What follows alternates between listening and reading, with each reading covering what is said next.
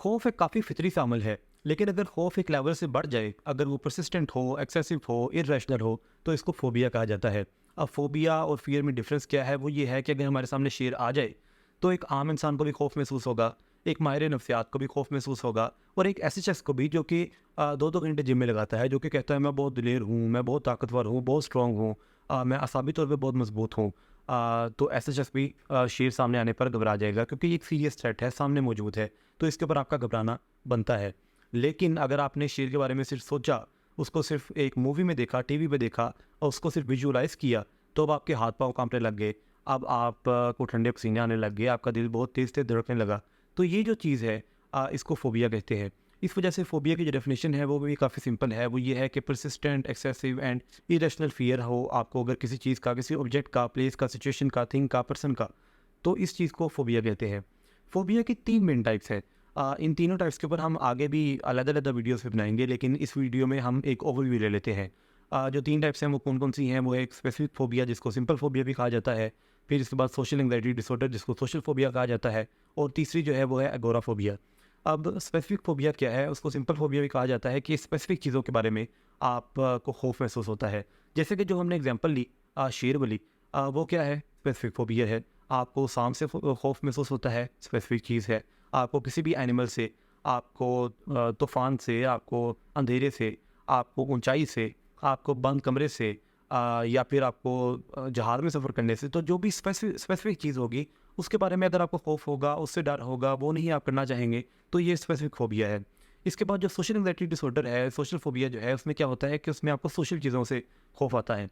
आपको खौफ़ आता है कहीं पे बात करने से, आपको क्लास में प्रेज़ेंटेशन देने से खौफ़ आएगा, आपको शादी में डांस करने से, शादी में गाना गाने से, फैमिली इवेंट्स में जाने से, किसी अनजान शख्स से मिलने से, कोई भी इस तरह जॉब इंटरव्यू देने से, कोई भी ऐसा काम करने से जहाँ पे लोग इन्वॉल्व होते हों, तो वो काम करने से आपको खौफ़ आता है। खौफ़ क्यों होता है? क्योंकि आपको डर होता है कि आपको जज किया जाएगा। आपको ये डर होता है कि आपको एम्बैरेसमेंट का सामना करना पड़ सकता है, ह्यूमिलिएशन का सामना करना पड़ सकता है। तो इस वजह से आप ऐसी चीज़ों को अवॉइड भी करते हैं।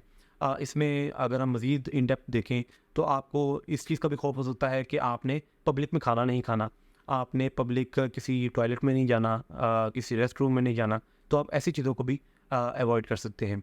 जो तीसरी चीज़ है एगोराफोबिया, जो तीसरी टाइप है, वो क्या है कि उसमें आपको जो पब्लिक मकामात हैं ज़्यादा, जो ओपन प्लेसेस हैं, जो रशी मकामात हैं, क्राउड जहाँ पे होता है, उन चीज़ों से आपको खौफ आता है, जहाँ से आपको लगता है कि एग्ज़िट मुश्किल है। जैसे कि आप मूवी देखने सिनेमा जा रहे हैं, तो वहाँ पे आप नहीं जाएँगे, क्योंकि आपको लगता है कि अच्छा वहाँ पे लोग ज़्यादा होंगे, वहाँ से एग्ज़िट मुश्किल है। इसी तरह से आप शॉपिंग करने भी नहीं जाएँगे उस तरह से। आप कहीं पे कॉन्सर्ट में नहीं जाएँगे, आप बहुत ज़्यादा लोगों में नहीं जाएँगे, क्योंकि वहाँ पे आपको खौफ होगा कि वहाँ से मैं बाहर कैसे निकलूँगा। तो इसी वजह से हमने, अगर आपने पैनिक अटैक वाली वीडियो नहीं देखी, तो उसको अगर आप देखें, तो पैनिक अटैक में भी लोग एगोराफोबिया का शिकार भी होते हैं, क्योंकि उनको लगता है कि अगर मैं ऐसी जगह पे जाऊँगा जो काफ़ी रशी होगी, जहाँ से एग्ज़िट मुश्किल होगा, तो वहाँ पे अगर मुझे पैनिक अटैक आ गया तो मुझे कौन बचाएगा? मुझे रेस्क्यू कौन करेगा? तो आप इन दोनों चीज़ों को, एगोराफोबिया को और पैनिक अटैक को, आपस में एसोसिएट कर देते हैं।